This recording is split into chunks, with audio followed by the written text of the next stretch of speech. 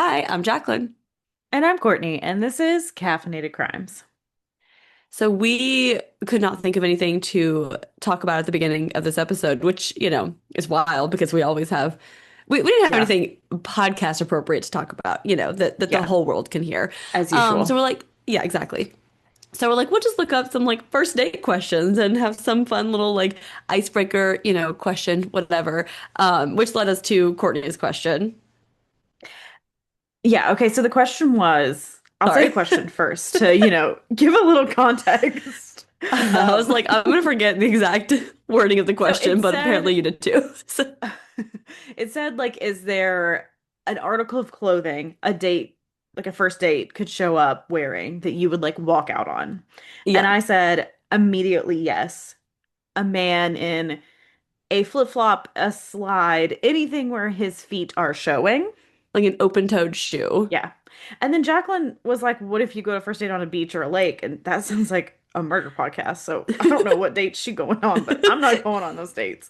She was Um, like, I live in Tennessee. I'm not going to the beach on a first date. So I was like, well, what about a lake? And she's like, a lake? That's how I die. And I'm like, there's no phone service. that's true. If you go more than a foot down, they can't find you. I learned that because they told me that with my seizures.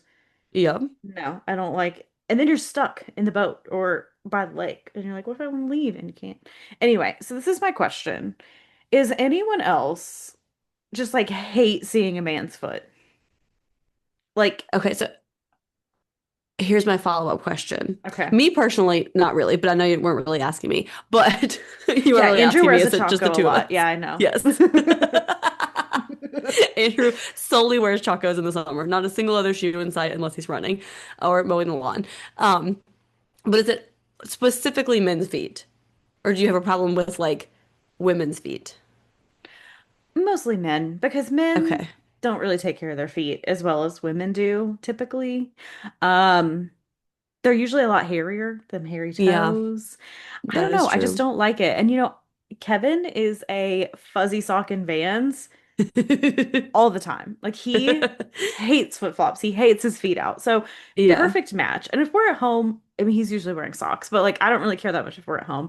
But just like out hmm in public, just out in the spaces, I don't know. I feel like men should always wear closed-toe shoes. So are you also grossed out by Kevin's feet at home? Like if they're just out and about, are you like, please put those away? Or does it not bother you because he's your husband and you love him? Well, his feet aren't really out unless he's straight out the shower or getting into bed because he wears socks the whole time. Okay. So like I never see his feet. But no, they don't really gross me hmm out.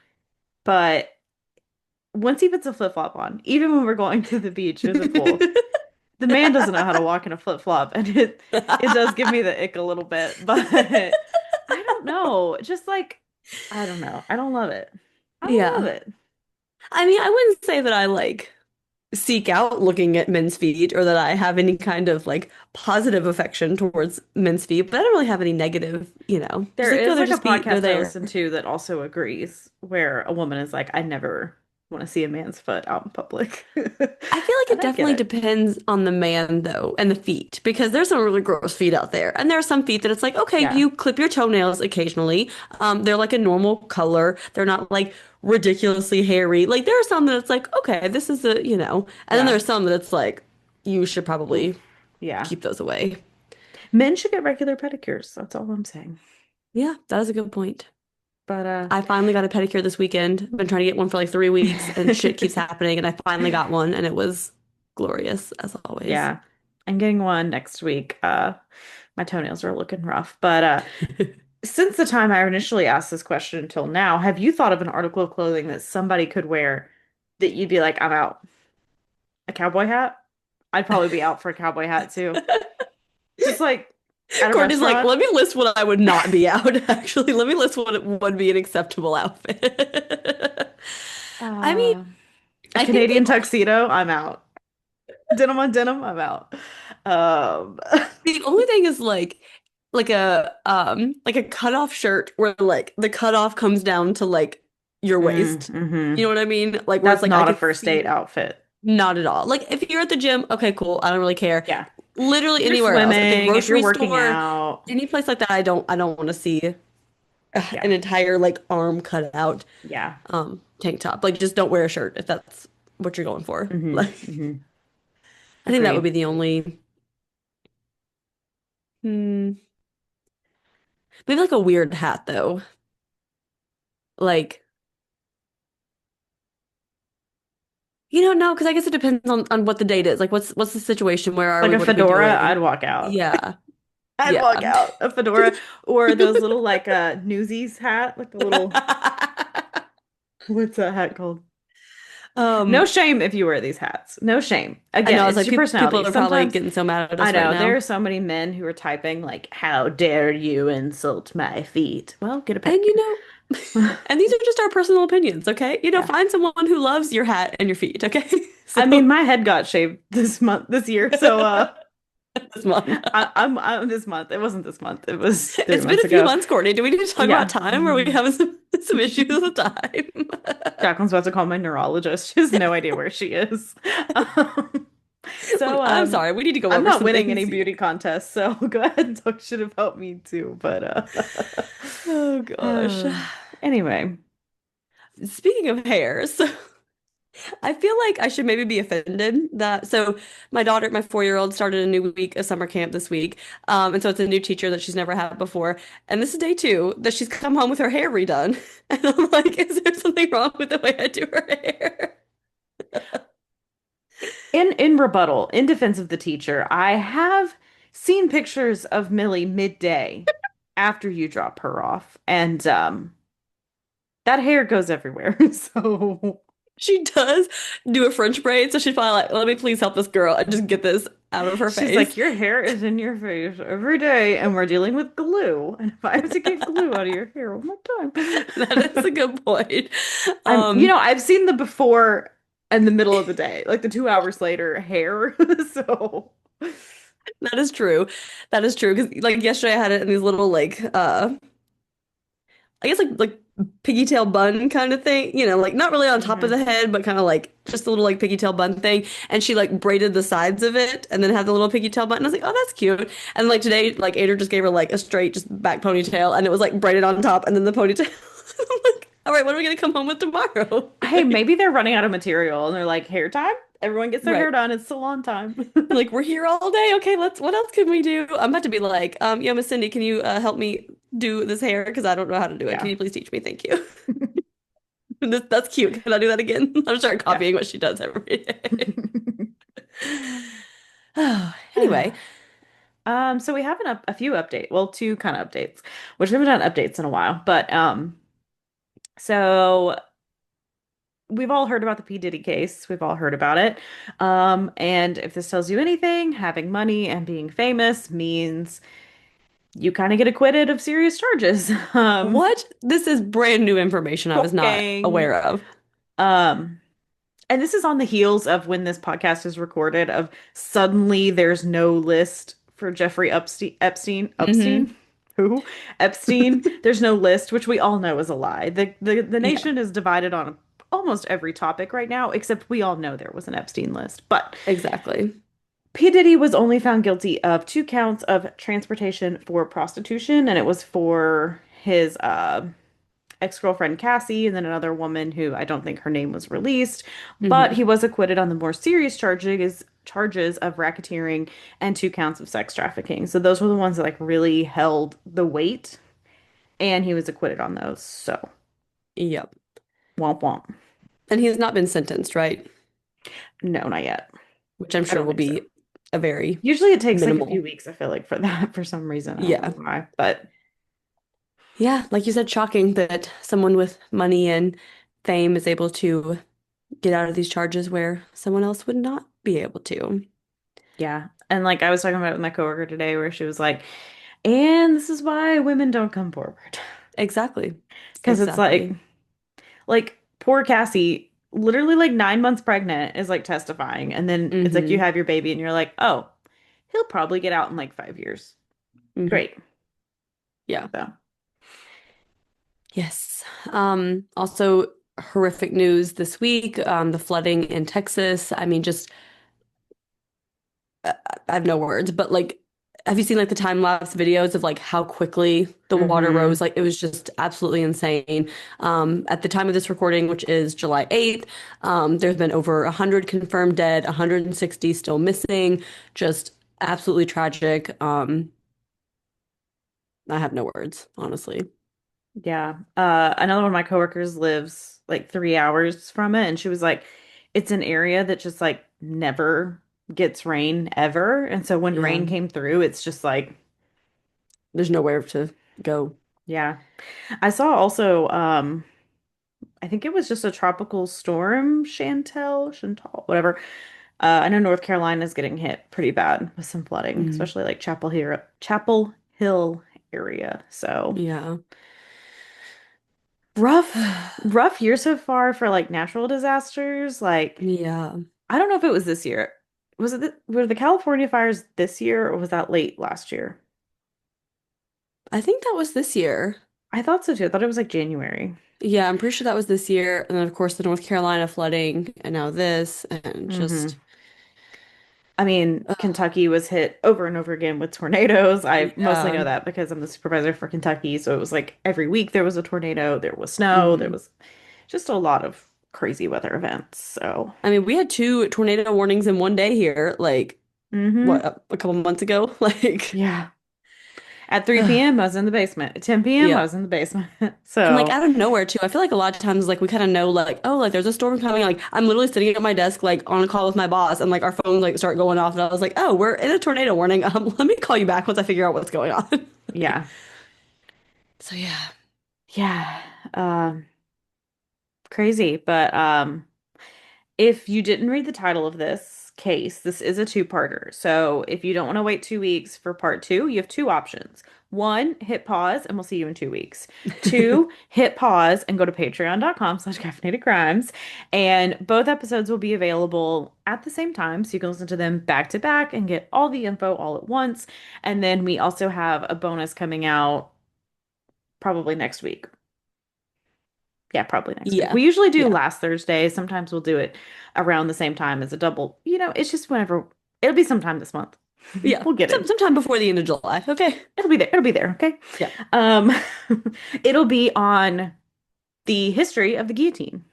So Yes. it'll be fascinating. I don't know yet because I haven't started the research. I'm gonna start that when we're done with this, but We're it will be manifesting fascinating. that it's going to be I'll make it fast. fascinating. I'll make it fascinating. Okay.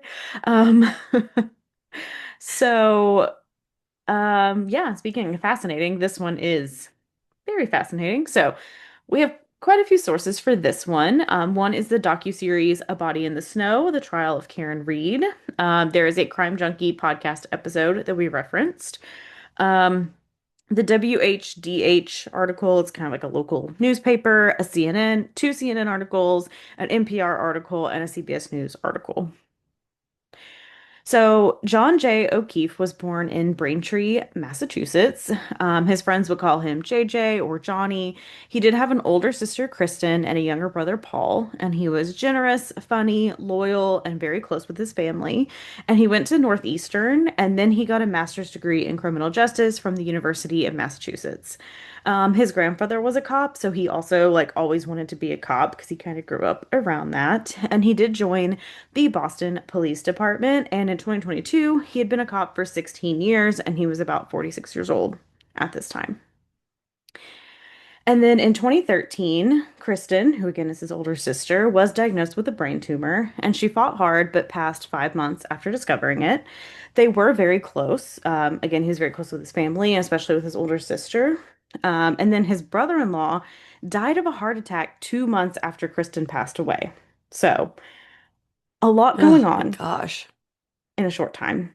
And Kristen and her husband did have two children, and so John became their guardian. And a lot of people were like, he didn't even think twice about it. He was like, "Give me the kids, I'll be their guardian. Like, I got this." So John also lost his best friend Pat Rogers around this time, and he died by suicide. And Rogers' girlfriend was pregnant at the time, and he kind of acted as like a godfather to this child as well.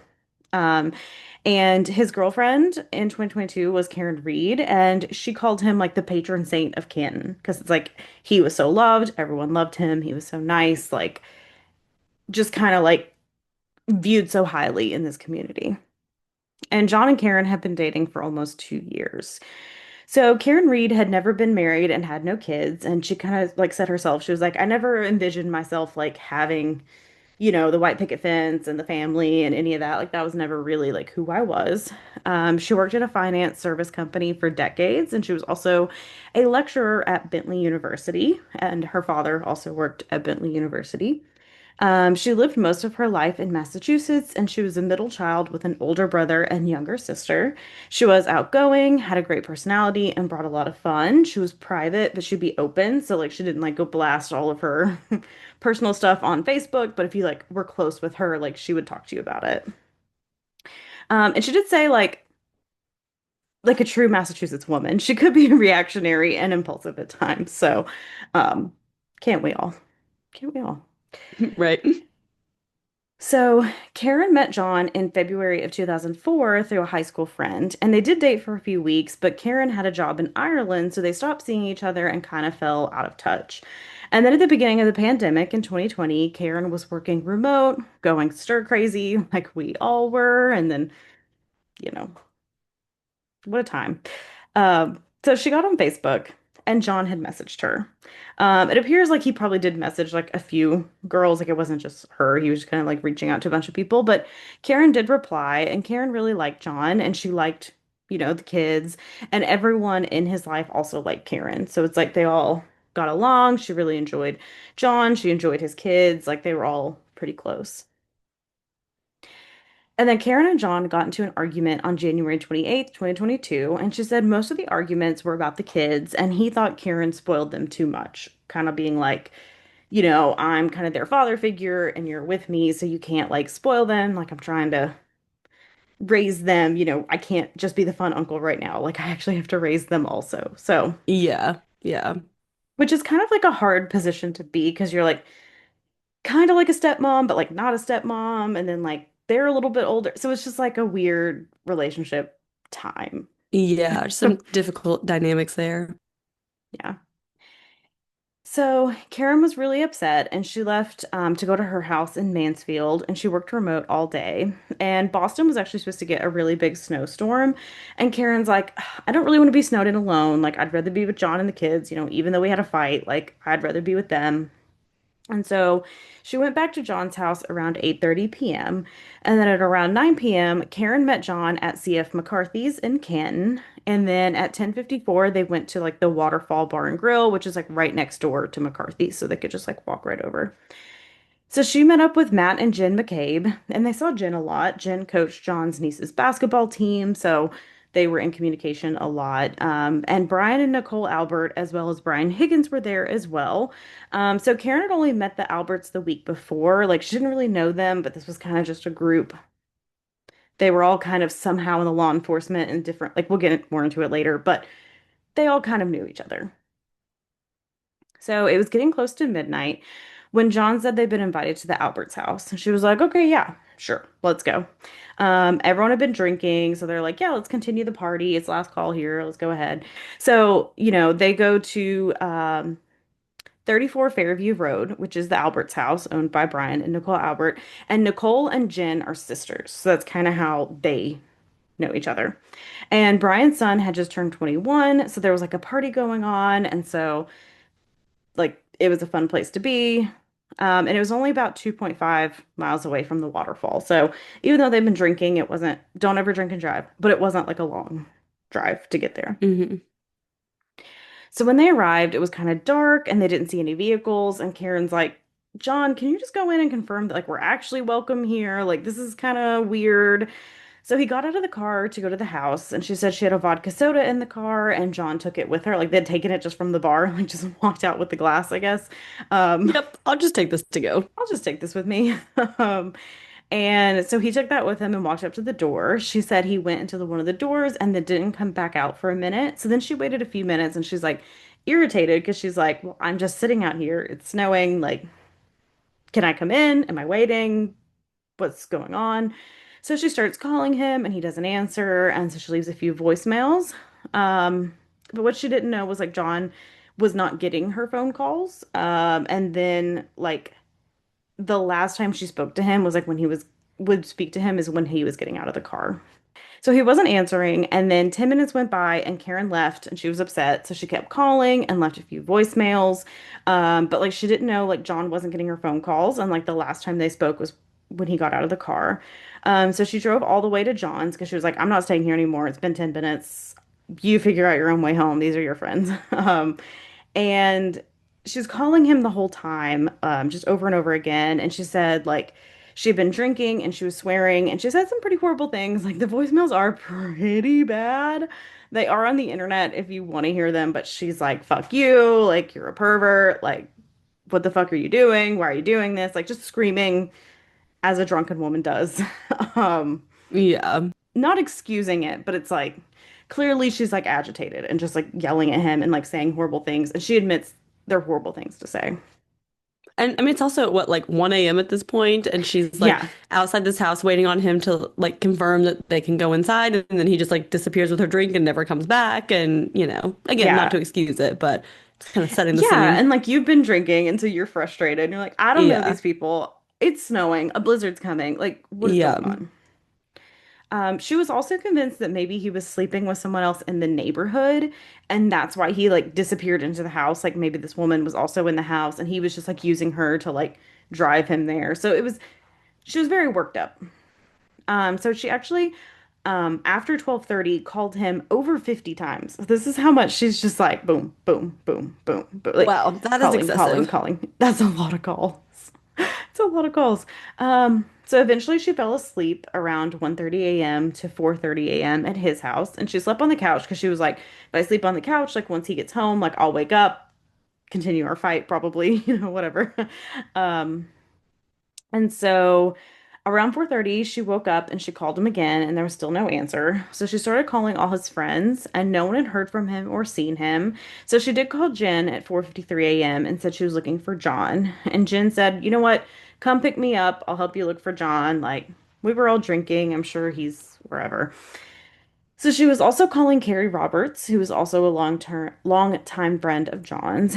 So they eventually go back to 34 Fairview, and as soon as they pull up, Karen is like, there he is. Like, he's right there. But Jen and Carrie are like, we didn't see him. Like, we don't know what she's talking about. We didn't see him. Whatever. So Karen ran out of the car over to him and she said he was still and he had like cuts and blood all over him. She said that he was in the thin clothes he'd been on the night before, so like in a blizzard, like that is not going to keep you very warm. She said he had a piece of glass perched on his nose, and she pulled it off, and like kind of blood started gushing from this spot.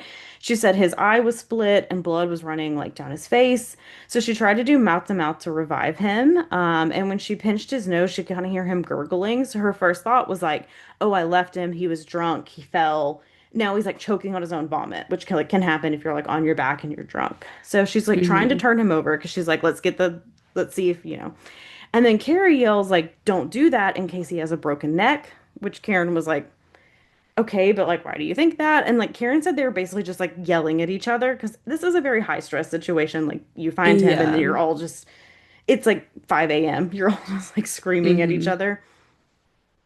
So first responders showed up and Karen was crying and screaming. She was visibly upset. So EMTs take him away in the ambulance, and Karen called multiple people, and her dad was one of the people who called her back. And she said she was upset, like she didn't want to live. She was in a very emotional state, almost like shock. And her dad was scared she was at risk of hurting herself. And the officers even mentioned like possibly putting her in a psychiatric hold because she was like so visibly upset, talking about hurting herself, kind of thing. And so she was sent to the ER. And her dad went to pick her up, and they told him like Karen had kept asking about John, asking if he was okay. And they were like, John did pass away. Like he didn't make it. And they were like, do you want us to tell her? Do you want to tell her? So her dad was like, I'll tell her. And Karen immediately started crying, and Karen wanted to see the kids. And so after she was released from the ER, they went to John's. So John's parents, brothers, and niece and nephew were there. She hugged his dad and niece, and she asked his brother Paul what he looked like and what happened. Paul said he looked like he went 5 rounds with Tyson. So clearly, just a lot of physical trauma going on. Hmm. His mom leaned over the kitchen island and said, I think he looks like he got hit by a car. So Paul took a phone call and then he came back and his energy turned towards the reeds. So Karen could tell that she was not wanted and so they left. And it was obvious that very quickly people started blaming Karen for John's death and that most of his friends and family believed that. His autopsy did show blunt force trauma that would be consistent with being hit with a vehicle. So it did appear as a motor vehicle accident. And they believe that Karen hit him and then left him to die in the snow. So 3 days after John died, they arrested Karen. They had seized her phone and her car, so she knew that she was a suspect. They brought about a dozen cops to the scene, and she was being arrested for vehicular manslaughter. Karen said she felt embarrassed and confused, and after her arrest, she's doubting it in her mind. She's like, did I have the music blasting? So I didn't hear him coming up to the car. Could I have hit his knee or his foot? She's doubting what actually happened. Again, she's been drinking. It's 5 a.m. They've been up all night. It's snowing, you know. Hmm. And I know I can't be the only person who just sometimes late at night driving, you hit a big pothole and you're like, what if I hit a Yeah. person? What if I unknowingly am driving away from the scene and I'm going to jail? You know what I mean? You sometimes even when you're being that is so dumb. Obviously, you did not do that, but Yeah. you can kind of start doubting in your mind, oh my gosh, did this happen? Did what Hmm. happened? And she'd been drinking too, so it's who knows what happened? Yeah. So Detective Yannetti was Karen's lawyer. So he knew, David. what did I say? Detective.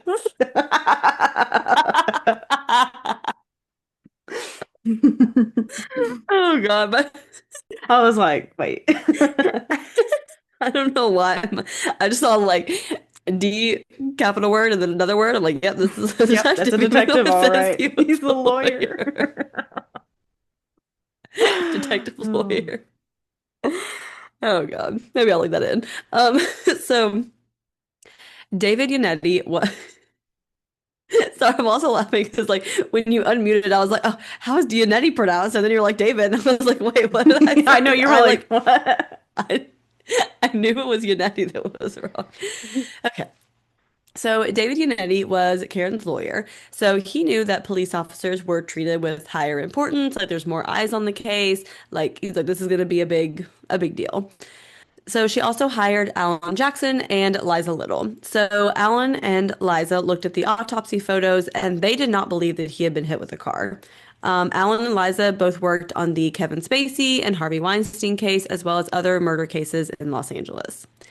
And they were So, defense attorneys on those, so they kind of know their shit a little bit. Not yeah, great that that's your history, but also pretty good lawyers, I guess. yeah. So a wake was held for John a week later. A lot of people showed up. There were 50 bagpipers, hundreds of police officers in formation. The media was there. There was a lot of support, and basically the city of Canton just shut down to honor his funeral. Karen did not attend John's funeral or any memorials due to a stay away order when she was arraigned that said that she could not go near any of his family members. So on June 9th, she got arrested again for John's death, but now she was charged with second-degree murder, which obviously is a much bigger case than just vehicular manslaughter or involuntary manslaughter. So now the charges have been upgraded, and they're saying that there was an element of intent and that she knew what she was doing. So, second degree murder charges can result in life in prison. And there is police footage of the arrest. Karen was in pajamas and house shoes.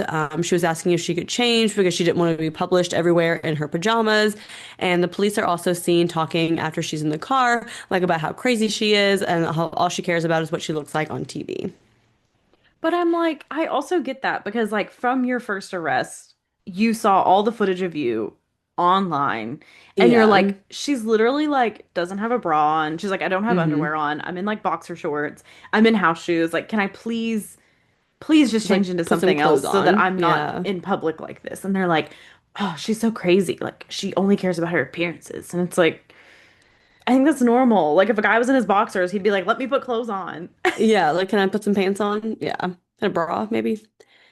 So Yannetti got a call at his office, and someone said, "You need to look at the folks inside 34 Fairview Road." So they said there was like something suspicious about them. So the tip sent them in a direction very early on in the investigation, and Karen's attorneys are now saying that Karen may be being framed. So they say that John was beaten up inside the home and then dumped outside of the home, and they believe it was an alleged police cover-up. So the police in the house that night included Brian Albert and Brian Higgins. So Brian Albert, like we said, was the owner of the home and a Boston police sergeant, and he was the head of the fugitive unit. And Brian Higgins is a federal ATF agent, and he was also friends with the chief of police of the Canton Police Department. So Karen's legal team are trying really hard to uncover electronic communications. They did an extraction of Jennifer McCabe's phone because she was in the house that night as well, and she had suggested that John come over that night.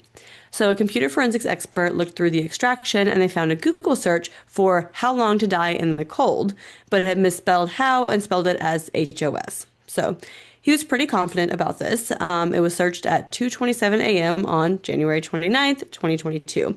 So this was 3.5 hours before John's body was discovered, and she had also tried to delete this Google search. So it's a very specific Google search at a very specific time. Yeah. The lawyers thought the media would really highlight this case, but they didn't until Aidan Kearney, or Turtle Boy, an online blogger, started shining a light on Karen's innocence. So he was very vocal and has been known to shed light on a lot of scandals. So the prosecution then claimed that the defense was leaking info to Turtle Boy to get the media in there.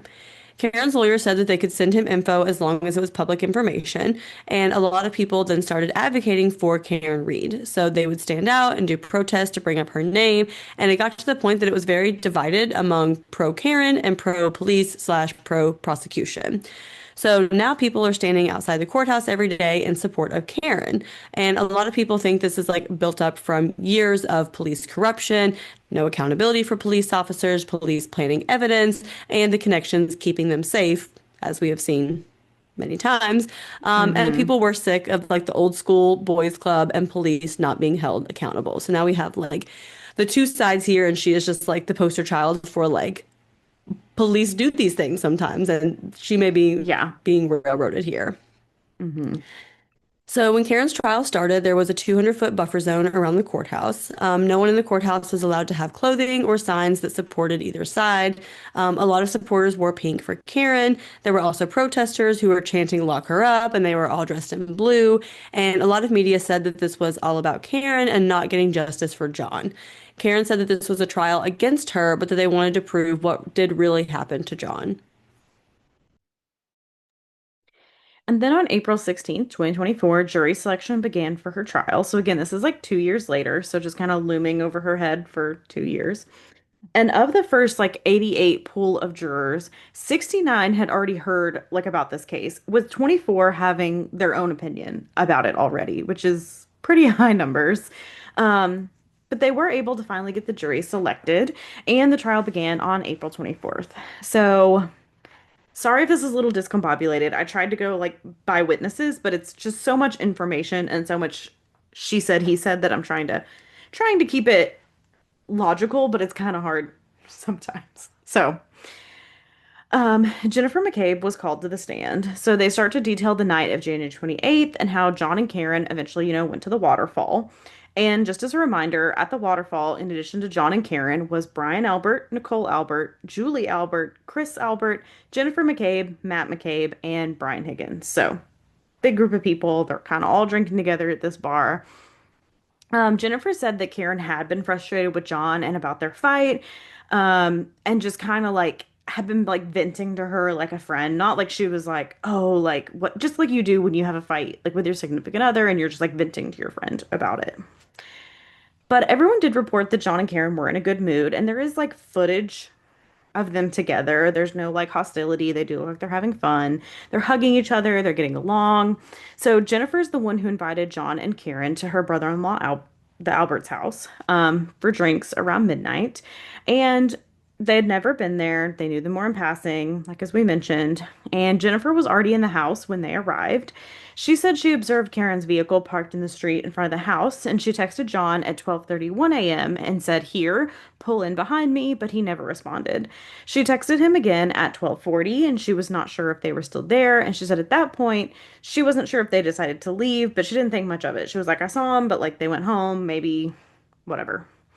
And then Jennifer said she went home around 1:30, 1:45. So Jen testifies that Karen called her that John hadn't come home and she said that she'd left him at the waterfall. So Jen was like, "No, like we saw you outside the house. What are you talking about?" And she said Karen said she didn't remember going there and then started yelling at her. She said then Karen said she hit him and that she had a cracked tail light and like I guess she kept being like, "Could I have hit him? Did I do this? Like what happened? Whatever." And Jen said she was at home in her bed during this call. And the prosecution said multiple calls were made by Karen. And they're kind of saying like, why would she think something was wrong if she was innocent? But like I still think if like your boyfriend doesn't come home at 4:30, like you're gonna be like, something's wrong. Um, Yeah. I don't think that's that damning of a point. Also, she also never called 911, which they bring up, but like again, I don't really know because you're not immediately going worst case scenario, so I don't know. Yeah, because I feel like in situations where it's, alarming that someone didn't call 911, it's like, oh, like you found them, like you Hmm. physically had eyes on them, like you know that, something is wrong versus in this case where it's like, oh, you're just like not showing up, but maybe everything is fine, but maybe not. I don't want to like, what if I call and then he's like, oh my God, I just fell asleep on this person's couch and, then you don't want to And how feel many like times do you call 911 and you're like, my boyfriend didn't come home, and they're like, they're an adult, call us again in 24, 48 hours. exactly. Like, so. Exactly. So Carrie Roberts also testified about the call, and she said Karen called her and said, "John's dead," then hung up. So, yeah. So Karen rebuttals this in the documentary, not like during the trial. She never testified, so she didn't do that. But in the documentary, and she's saying like maybe I said like I'm worried he's dead or something like that. But she was like I never said like he is dead. Like I never said that. And she also points out like if I was guilty, if I did do this on purpose, why would I say that?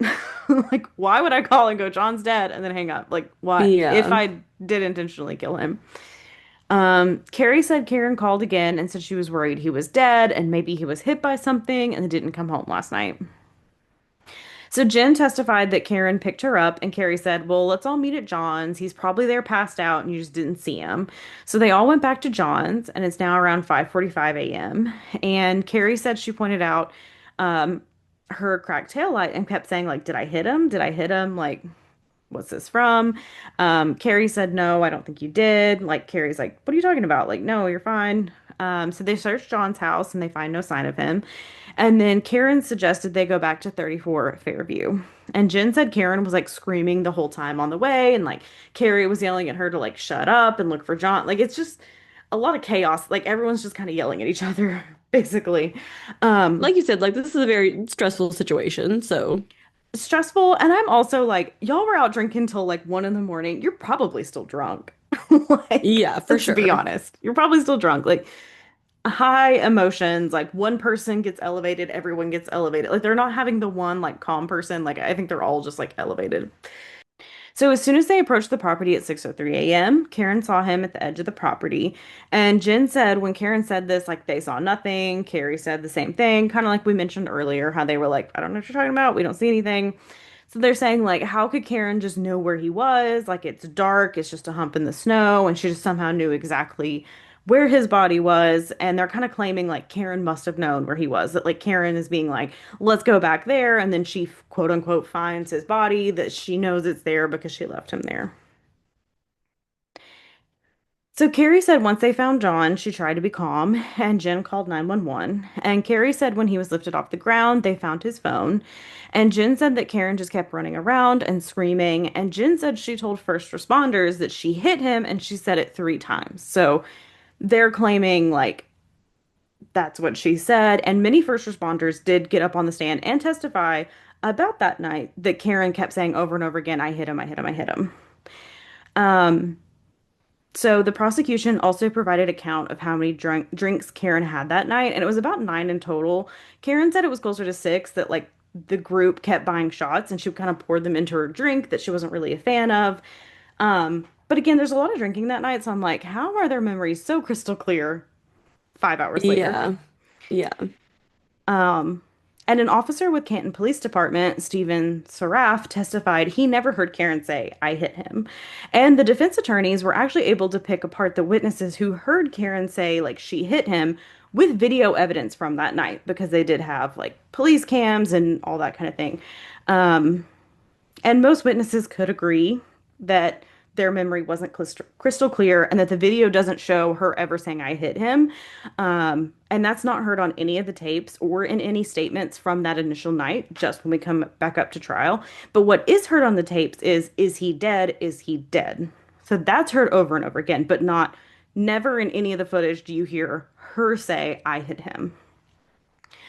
She's also heard saying, "My boyfriend, I left him and he never came home." So her attorney Allen says there's no footage at all of her saying she hit him, and if she had said that, she would have been arrested immediately and not allowed to go home. He was like, "There's police officers here. If she's saying I Yeah. hit him, they're immediately going to arrest you." Like, That's a good point. what are you talking about? So none of John's clothes were put into evidence until March 14th, a month and a half after his death. So remember, January 29th, he was found. His clothes aren't put into evidence until March 14th. So, Interesting. um, this part gets a little crazy. So the snow also did not help them with the scene and kind of collecting evidence. So they took a leaf blower to kind of take away some layers of snow. And it did reveal a cocktail glass, which again, John had taken with him when he got out of the car, and some blood. That was all found in the initial search. And they took the items and put the blood from the sew into 6 red Solo cups and then put it into a Stop and Shop paper bag. Oh, that seems like it was Because done because according to in protocol. because in 2022, that's how you preserve evidence. Yeah, chain of custody is Yeah. there. It all sounds Yeah. legit to me. Yeah. And like the jury was actually like shocked when they said this. Like people who were there were like, the jury was like literally looking at each other like, is this a joke? Like, what are you talking about? You put it in red Solo cups, like you play beer pong with, and then put it into a Stop and Shop, which is just like a grocery store paper bag. Like, that's not how you preserve evidence at all. That's that's pretty insane. Yeah. So, police say they spoke to Brian and Nicole Albert. The lead investigator, Michael Proctor, was actually friends with the Alberts, so he should not have been the one talking to them. They also did not separate them when interviewing them, which, again, I feel like we know is a big no-no. The police chief did call the Massachusetts State Police because they believed this was a homicide. And like we said, Trooper Michael Proctor was the lead investigator. Um, So they took John's clothes and noticed that a shoe was missing. And once they realized he was missing a shoe, they immediately thought that they were dealing with a hit and run because that's usually like a big indicator of a pedestrian being struck by a vehicle is like losing one or both shoes. Which is crazy to me because like I've never thought like tied on sneakers that like getting hit by a car could just like throw it off your foot. You Yeah, I know? mean, I mean it makes sense, but like I never would have thought about that. Like that's so weird that yeah, you can just be like, doop, like your shoe just fly off. there goes your shoe. Yeah. I guess it depends on how Anyway, tightly you tie your shoes. I mean, that's true. I mean, yeah, who knows? But I just thought that was a crazy fact that that's like yeah. always something they see. And it's like, that's Hmm. so weird. Yeah. So they interviewed Karen at her house that day. She said she never went into the house and that she made a three-point turn and then left. They asked her about the damage to his vehicle, and she said she didn't know like if it happened that night. Um, and this is when they seized her phone and vehicle, and the search and rescue team searched 34 Fairview at 5 p.m. So they did a shoulder-to-shoulder search of the yard. Obviously, it's already dark at this point. It's 5 p.m. in January in Massachusetts. But they wanted to find if there were tire marks or broken pieces of taillight, his sneaker, anything like that. So they did find multiple pieces of red and clear taillight, and they also found the sneaker completely buried. They also saw that there were small microscopic pieces of taillight in his clothes. So forensically, this is pretty strong for the prosecution. I mean, you have the taillight kind of all over him, his shoe Hmm. buried, everything. However, Karen did find ring footage from 5 a.m. that showed her backing out and hitting John's car. So she could have cracked the tailpipe then, the tail light then. I'll just leave that in. But then they showed that there were no tail light pieces at John's house. So some people think that she possibly purposefully backed into John's car so that she would have a defense, like, oh, this is when this damage happened. Hmm. So there were cameras that she passed on the way home that could like prove this about the taillight and when it was cracked, specifically one at a local library. And police even collected that footage. But when the footage was turned over to the defense, it's missing 2 minutes of footage. And crazy, that's the exact 2 minutes that would show Karen's car. And the prosecution's like, oh, well, this is how we got it. This is how it came to Hmm. us.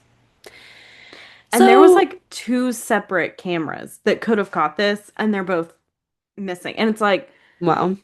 how, how, how?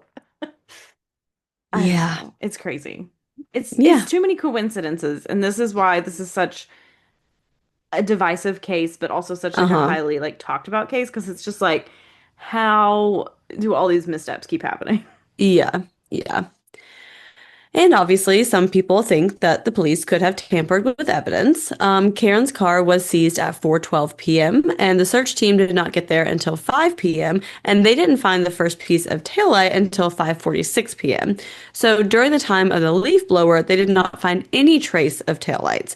The car also went to Canton Police Department and is only minutes away from 34 Fairview, and that's also where Brian Albert's brother Kevin works. And it also took the search team 45 minutes to find the first piece of taillight, which appears to be like bright red on top of the snow. They then find John's shoe and 2 to 6 more pieces of taillight in 15 minutes. And 20 minutes later, they're gone. So there is a small time frame where evidence could have been planted.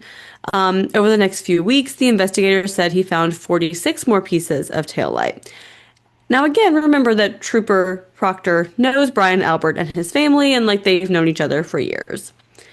So Proctor testifies that no one touched the passenger backside of her vehicle.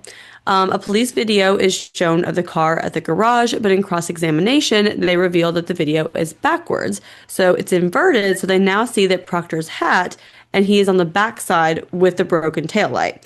So what is he doing back there exactly? We don't know. Which I will say, like, if you watch the documentary, it's crazy because you do see the footage and you're like, yeah, like the tail light, you can see it like perfectly clear, no one's there. And the defense is like, hold on, look a second. This other car in the garage, you can see it's like backwards. So if we invert it to where it's Mm, appropriate, he's back there. And then it's like, oh my wow. God, like that's like, oh, that's yeah. Yeah. How Like did you the said, just prosecution not catch that before they like presented it in court? yeah. Like you said, just so many little pieces of information here. So Karen was criticized a lot for her behavior during the trial. She was either too like uncaring, too stoic. She was more serious when the jury was in, but then some would like criticize her for talking to her family and like making small talk, smiling with her attorneys. They said there was no emotion being shown, like she was just very flat. So the prosecution then started pushing how the witnesses did not see John go into the house. So everyone that night said that they did not see him. So Jen left around 1:45 a.m. and said that she did not see a body in the front lawn. So other people also leave and don't see him when they leave. So the driveway is on the right side of the house, and John's body was found on the left side. It was dark, so maybe they like weren't looking over there. I mean, you're leaving a house late at night, it's dark. Like, are you like scanning the entire Hmm. area if you're not like looking for someone? Hmm. Then Julie Nagel was called to the witness stand. So she was at the house that night for Brian Jr.'s birthday. So Matt and Jim McCabe offered to drive her home around 1:45 a.m. She said that she did notice that there was like a black blob or something over in the yard by the flagpole, and that it was probably like 5 to 6 feet long. Allen said that she was never interviewed in the initial days after John's death. She was interviewed 8 months later by Proctor in an unrecorded sit down, and that's when she said she saw this object. And she said at the time that she did not think it was the body. So earlier that evening, Julie's brother Ryan drove to 34 Fairview at the same time Karen Reed did. She had texted him saying that she needed a ride home. So Julie comes out and talks to him for a few minutes. And at this time, they see Karen's vehicle pull forward and stop. Ryan says he never saw anyone exit the vehicle or go to the house. So Julie goes back in the house and decides to stay. So Ryan leaves. And driving past Karen's vehicle, he sees a woman in the front seat with her hands at 10 and 2, staring forward. So he only saw the one person and no one else in the car. He does not remember seeing John leave or being in the vehicle, and he also did not hear any commotion or fighting that we heard was going on when they discovered John. Yeah. A lot of information, and there's so much more information to come in part two. So So much more to come. Yeah, so we'll save. I don't know. Do you have anything you want to recap or discuss at this point, or do we want to save that for the end of part two? probably save it for end of part two. I think we did good of Okay. like throwing in our little Hmm. comments kind of as we went. But you can definitely see like whether you think Karen did it or not, like there's so much reasonable doubt and like Yes. mishandling that it's like like Yeah. you know. Um, Yeah. but yeah, I feel like you have to hear part two because there's so much more Hmm. insane information to come. Like Yeah. part two is starting off with like a banger as far as our conspiracy theory. So Not to leave you on a cliffhanger, but it's okay um because patreon.com/caffeinated crimes, you can listen right now. exactly. Get both Plug, parts plug, immediately. plug. That being said, Courtney, what is your perk of the week? So my perk of the week is that last weekend was a 3-day weekend. Um, and I loved it. I loved being able to, July 4th, I got to hang out with Jacqueline and her family and we got to have a fun time and I got to go have fun. Saturday, I got to like sleep a lot. I basically slept most of the day till I went to a baseball game that night. And then Sunday, Nice. I got to clean. So it was just a nice little thing. I was not very patriotic this 4th of July after the passing of the big, beautiful Bill. Um, Yes. yeah. So was not feeling very patriotic. I did wear all black and my hat that my best friend Dallas got me for Christmas that has the hungry caterpillar and says eat the rich on it. So Perfect. exactly what you want to do when you go to a rural town in Tennessee. Um, so but it was a very Definitely fit the fun. vibe of the celebration. Yeah, everyone else in their Trump is my president, Jesus is my savior shirts. I'm in my eat the rich hat, you know? So, um, but yeah, it was very fun. I think every weekend should be a 3-day weekend, personally. I think we should have a Yes. 4-day Ugh. work week. Petition for that, but Like you said, like you just can't get like your errands, your like cleaning hmm tasks, like these things in addition to like having fun and relaxing and like socializing. And there's just not enough time. So yes, yeah, 3-day weekends all the way. Let's go. all the time, all the way. Yes. But that's my perk of the week because it's so nice to, get to hang out, have fun, get to relax, get to clean, do all of that. But yeah, so that is my perk of the week. Jacqueline, what is your perk of the week? So my perk of the week is a book that Courtney recommended that I finished, gosh, last week at this point, I think. 2 weeks ago? I don't even know. Anyway, Butcher and Blackbird by Brendan Weaver. Mm, Just so good. so good. I loved it Don't let so the much. trigger warnings scare you. I think it's almost like cheeky the way she does like the Yes. quote unquote trigger warnings, but Yeah. it's I like so read that and I was good. like, what am I getting myself It's into? kind of And it's scary. funny. Yes, because I was actually talking to one of my coworkers, because we talk about books a lot, and I was like, "Oh, like Courtney recommended this, and like this was a trigger warning. I'm not sure what I'm getting myself into." And she was like, "I don't think Courtney would steer you wrong." And I was like, "You're right. You're right. She did not." Yeah. So, so much fun.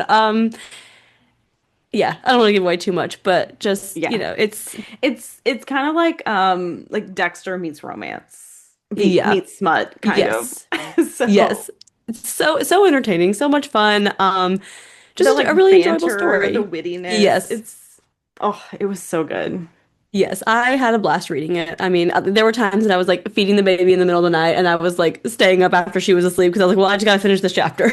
I gotta know Like, what happens. Yeah. it's like 2 a.m. I'm like sitting in her nursery holding her asleep. Like, well, I gotta get Yeah. to the end of this chapter first and then I'll put her down. So, yeah, so that was my perk of the week.